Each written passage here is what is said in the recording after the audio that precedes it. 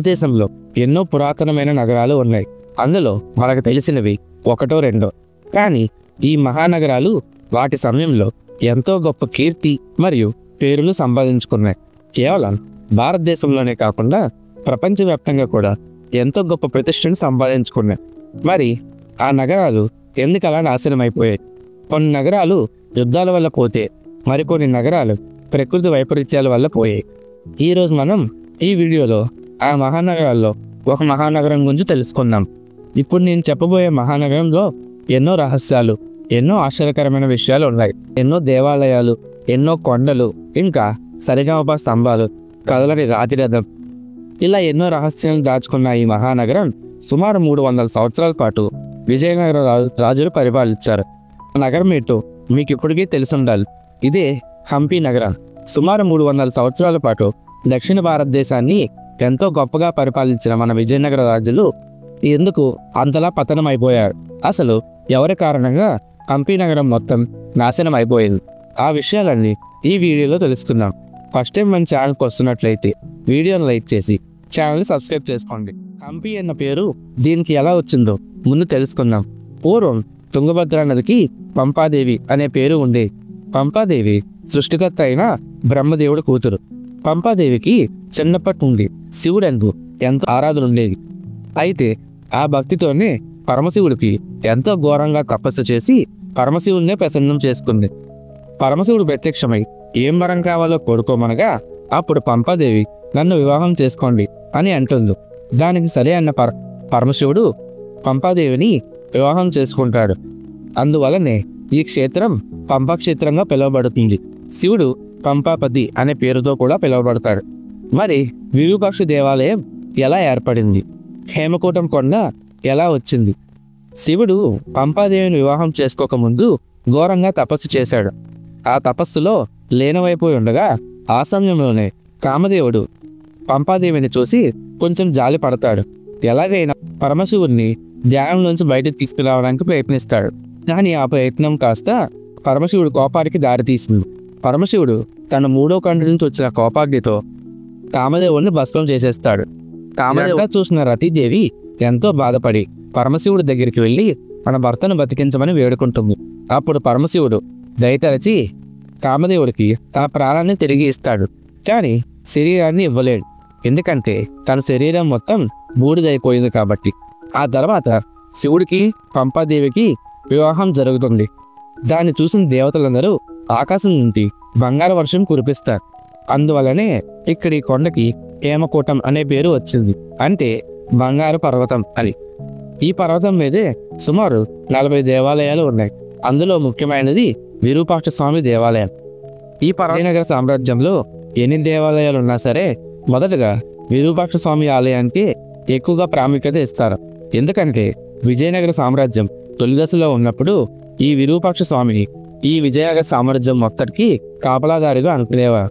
కానీ కాలక్రమేణా వైష్ణవులు కూడా పెరగడం వల్ల ఇక్కడ వెట్లాస్వామి దేవాలయం, పట్టాభిరామ దేవాలయం కూడా ఏర్పరిచారు.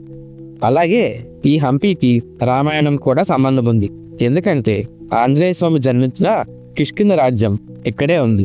అది అంజనాద్రి కొండ. హిరణ్యకశిపుని చంపిన తర్వాత లక్ష్మీ నరసింహస్వామి గారు ఇక్కడ శ్రీ మహావిష్ణువు అవతరించారని, ఆ తర్వాత వెట్లాస్వామి దేవాలయం కూడా ఇక్కడ ఏర్పరిచారని పురాణాలు చెప్తున్నాయి.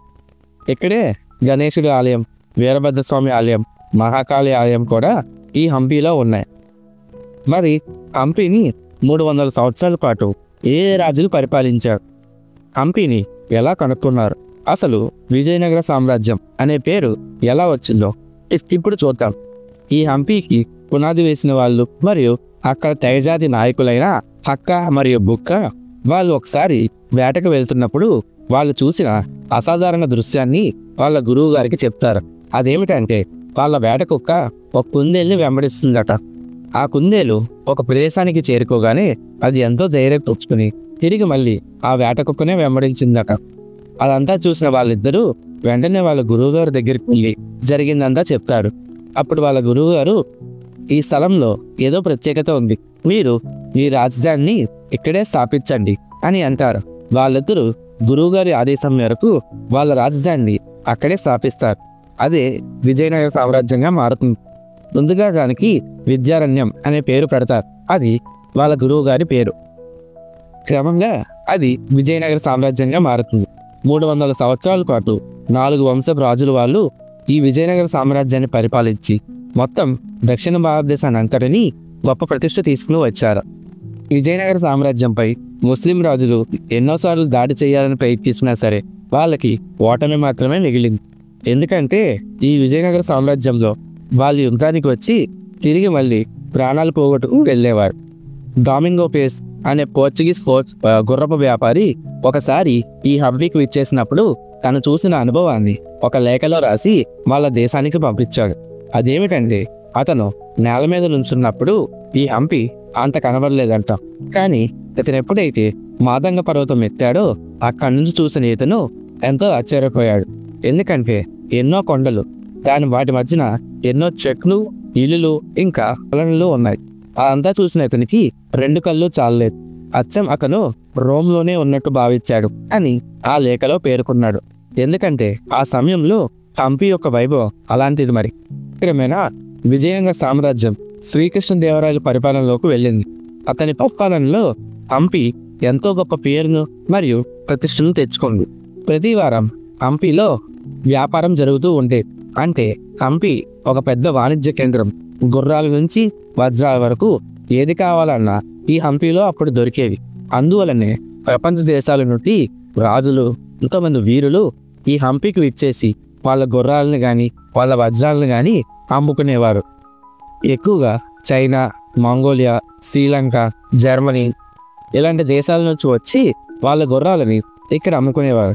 ఒక సమయంలో తొలరికోట వద్ద విజయనగర సామ్రాజ్యం డెక్కన్ సుల్తానేట్లో పోరాడుతున్నప్పుడు కొంతమంది ద్రోహులు వాళ్ళతో చేతులు కలిపి తిరిగి మళ్ళీ హంపి మీదకి దాడికి వచ్చారు. దానివలన హంపి నాశనం అయిపోయింది. జనమంతా చల్లా చెదురైపోయారు. సైనికులందరూ గుడిల్లోకి వెళ్ళి సంపదలంతటినీ దోచుకొని తిరిగి వెళ్ళిపోయారు. వాళ్ళు వెళ్ళిపోవడమే కాకుండా విగ్రహాలన్నింటినీ నాశనం కూడా చేసేశారు. సుమారు లక్షల సంఖ్యలో జనాభా కలిగి ఉన్న ఒక మహానగరం ఒక మహాయుద్ధంతో చల్లా చెదురైపోయింది. ఎన్నో అద్భుతాలకు నిలయమైన విజయనగర సామ్రాజ్యం చివరికి జంతువులకు, దెయ్యాలకు నివాసంగా మారిపోయింది. అప్పటి నుంచి మళ్ళీ బ్రిటిష్ ప్రభుత్వం వరకు హంపిని ఎవరు కనుక్కోలేకపోయారు. పశ్చిమ దేశాల నుంచి వచ్చిన ఒక ఆర్కియాలజిస్ట్ ఇక్కడ తవ్వుతున్నప్పుడు ఇక్కడ శిల్పాలు బయటపడ్డాయి. అవి చూసి అతను the forgotten of Vijayanagaram empire అని ఒక పుస్తకాన్ని రాశాడు. దానిలో ఈ హంపి గురించి ఎంతో చక్కగా వివరించాడు. 1818లో అలెగ్జాండర్ జాన్ గ్రీన్లా అనే బ్రిటిష్ కల్లర్ ఈ హంపి యొక్క మొట్టమొదటి ఫోటో తీశాడు. దాని తర్వాత ఇతను సిల్వర్ అయోడైడ్ అనే కెమికల్ని పేపర్కి మిక్స్ చేసి ఎన్నో ఫోటోలు తీశాడు. అవన్నీ వాళ్ళ దేశానికి పంపించాడు. ఆ తర్వాతే హంపి అని ఒక విజయనగర సామ్రాజ్యం ఉండేది అని వెలుగులోకి వచ్చింది. ఇదంతా తర్వాత తెలుసుకున్న యునెస్కో వాళ్ళు ఈ హంపిని వాళ్ళ హెరిటేజ్ సైట్లో దాన్ని పరిగణించారు. మరి ఈ విజయనగర సామ్రాజ్యాన్ని ఏ వంశం వాళ్ళు పరిపాలించారో ఇప్పుడు తెలుసుకున్నాం. మొత్తం 4 వంశం వాళ్ళు. మొదటి వాళ్ళు సంగమ వంశం వాళ్ళు. వీళ్ళలో ముఖ్యమైన వాళ్ళు హరిహరరాయలు, బుక్కరాయలు, విరూపాక్షరాయలు, దేవరాయలు, మల్లికార్జునరాయలు, ప్రౌఢరాయలు. వీళ్ళందరూ 1336 నుండి 1485 వరకు పరిపాలించారు. వీళ్ళ తర్వాత సాలువ వంశం వాళ్ళు నరసింహదేవరాయలు, తిమ్మ భూపలవారు, నరసింహరాయలు. వీళ్ళు 1485 నుండి 1505 వరకు పరిపాలించారు. ఆ తర్వాత తులు వంశం వాళ్ళు నరసనాయకులు, వీర నరసింహులు, కృష్ణదేవరాయలు, అచ్యుతదేవరాయలు, సదాశివరాయలు. వీళ్ళు 1491 నుండి 1570 వరకు పరిపాలించారు. ఆ తర్వాత అరవీడు వంశం వాళ్ళు రామరాయలు, తిరుమల దేవరాయలు, శ్రీరంగులు, వెంకటలు, రామదేవ. వీళ్ళు 1542 నుండి 1646 వరకు పరిపాలించారు. శ్రీరంగ వంశంలో 3వ రాజే ఈ విజయనగర సామ్రాజ్యానికి ఆఖరి రాజు. ఈ విజయనగర సామ్రాజ్యం గుర్తి ఎలా ఉంటుందంటే ఒక వరాహబొమ్మ, దాని ముందు ఒక కత్తి ఉంటుంది, దానిపైన సూర్యుడు, చంద్రుడు. ఇది ఈ విజయనగర సామ్రాజ్యం యొక్క చిహ్నం. మరి అన్ని దేవాలయాలు ఎలా ఏర్పడ్డాయి? పూర్వం హిందూ మతంలో 2 పెద్ద శాఖలు ఉన్నాయి. వాళ్ళే వైష్ణవులు మరియు శైవులు. శైవులు పరశివుని పూజిస్తే వైష్ణవులు శ్రీ మహావిష్ణువుని పూజిస్తారు.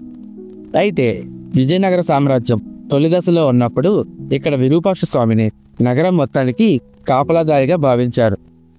సమయంలో విరూపాక్ష స్వామి దేవాలయం తుంగభద్ర నది దగ్గర ఉండేది. కేవలం ఒక సాధారణ ఆలయంగానే ఉండేది. కానీ అప్పటి రాజులు ఎంతో కష్టపడి దీనికి పెద్ద గోపురాలు మరియు పెద్ద పెద్ద గోడలు నిర్మించారు.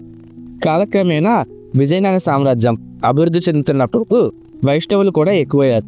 అందుకని వాళ్ళ మనోభావాలు కూడా దెబ్బతినకుండా ఉండడం కోసం ఇక్కడ విఠలస్వామి ఆలయం, పట్టాభిరామ ఆలయం, తిరువేంద్రనాథ ఆలయం ఇలా శ్రీ మహావిష్ణువుకు సంబంధించిన ఆలయాలన్నీ నిర్మించారు. లక్ష్మీనరసింహస్వామి ఆలయం కూడా ఇక్కడ వెలిసిందే. వీటన్నిటికీ మధ్యలో మాతన్న కొండని ఉంచారు. హంపీలో ఉన్న అతిపెద్ద లింగం బదవలింగం. ఇది స్త్రీ మరియు పురుషుడి యొక్క లైంగిక అవయవానికి మధ్యలో ఉంటుంది.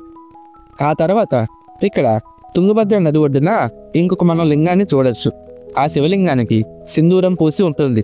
దాని కిందన ఇద్దరు భక్తులు దానికి పూజిస్తూ దాన్ని నమస్కరిస్తున్నట్టు అక్కడ రాతి మీద వాటిని చెక్కారు.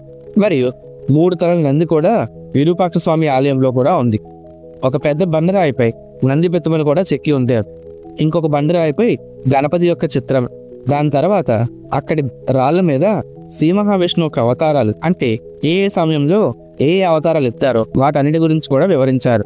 ఆంజనేయ స్వామి విగ్రహాన్ని కూడా ఇక్కడ రాతి మీద చెక్కారు. ఆంజనేయ స్వామి తోకకి తామర పువ్వు ఉండడం ఇక్కడ మనం చూడొచ్చు. అలాగే సుగ్రీవుడు మరియు వాలి ఆ సమయంలో యుద్ధాలు చేసుకోవడం కూడా ఇక్కడ శిల్పాలపై చెక్కారు. శ్రీకృష్ణుడు బృందావనాన్ని కాపాడడానికి ఎంతో పెద్ద సర్పమైన కాళీయుడితో యుద్ధం చేసి ఆ కాళీయుడి తలపై నాట్యం చేసిన దృశ్యం కూడా ఇక్కడ హంపీలో ఒక స్తంభం మీద ఉంటుంది. శ్రీకృష్ణుడు వేణువుతో మరియు ఆవులతో ఆడుకోవడం కూడా ఇక్కడ శిల్పాలపై చెక్కి ఉన్నాడు.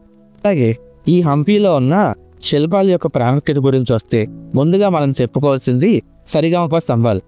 ఈ సరిగమప స్తంభాలు ఒకే రాయి మీద 56 స్తంభాలు చెక్కారు. మనం అక్కడికి వెళ్ళినట్లయితే ఈ స్తంభాలను ఒక్కొక్కటికి గుట్టుకుగా ఒక్కొక్క స్తంభం నుంచి ఒక్కొక్క ధ్వని వస్తుంది. మనం అప్పటి కాలంలో ఈ స్తంభాలకి ఎంతో ప్రాముఖ్యత ఉండేది. కానీ కాలక్రమేణా ఈ స్తంభాల దగ్గరికి వెళ్ళి అందరూ వీటిని పాడు చేస్తున్నారని అక్కడ ప్రభుత్వం దీన్ని నిషేధించింది. తర్వాత ఒక రాజు ఒడిస్సాలో ఉన్న కోనార్క్ టెంపుల్కి వెళ్ళినప్పుడు అక్కడున్న ఆ రథాన్ని చూస్తారు. ఇలాంటిది ఒక రథం మన విజయనగర సామ్రాజ్యంలో కట్టిస్తే బాగుంటుందా అని అలాంటిదే అచ్చం హంపీలో కూడా కట్టిస్తారు. కానీ ఇక్కడ ఈ రథం కదలదు. దాని ముందు 4 పెద్ద పీటలు ఉంటాయి. మొదటి దాంట్లో తులసి మొక్క, రెండవ దాంట్లో అగ్నిగుండం, మూడవ దాంట్లో ప్రసాదం, 4వ దాంట్లో హోమం, ఆ తర్వాత కదలని రాతి రథం. ఇంకొకటి ఎంతో పేరు పొందిన హంపి యొక్క వాణిజ్య కేంద్రం. ఈ వాణిజ్య కేంద్రం వారంలో 7 రోజులు కూడా ఇక్కడ వ్యాపారం జరుగుతూనే ఉండేది. ఎంతోమంది రాజులు ఇంకా ఎంతోమంది వ్యాపారస్తులు వచ్చి ఇక్కడ హంపీలో వాళ్ళ వ్యాపారాన్ని చేసుకునేవారు. తిరిగి వెళ్ళేటప్పుడు ఇక్కడ దేవాలయాన్ని కూడా దర్శించుకునేవారు. ఒక పెద్ద కొండపై ఉన్న గుహ ఆలయం, ఇలా ఎన్నో ఆశ్చర్యాలు కలిగి ఉన్న ఈ హంపీ నగరం ఎంతో వైభవాన్ని పొందింది. కానీ కాలక్రమేణా ఒక మహాయుద్ధం జరగడం వల్ల దీన్ని మనం అందరం మర్చిపోయాం. తిరిగి బ్రిటిష్ ప్రభుత్వం కనిపెడితేనే కానీ మనకెవ్వరికి ఇంతటి మహానగరం ఒకటి ఉంది అని కూడా తెలియదు. ఇది ఈ హంపీ యొక్క విశిష్టతలు. మీరెవరైనా హంపీకి వెళ్ళకుంటే నేను ఇంకేమన్నా అక్కడ విషయాలు ఏమన్నా మర్చిపోయి ఉంటే కింద కామెంట్ సెక్షన్లో చెప్పండి. ఎలాంటి మరెన్నో మహానగరాలు ఇంకా ఎన్నో దేవాలయాలు కలిగి ఉన్న మహాచరిత్ర గురించి మన ఛానల్లో ఎప్పటికప్పుడు రెగ్యులర్గా వీడియోస్ వస్తూనే ఉంటాయి. అలాంటివి మీరు మిస్ కాకూడదంటే ఇప్పుడే ఛానల్ని సబ్స్క్రైబ్ చేసుకోండి.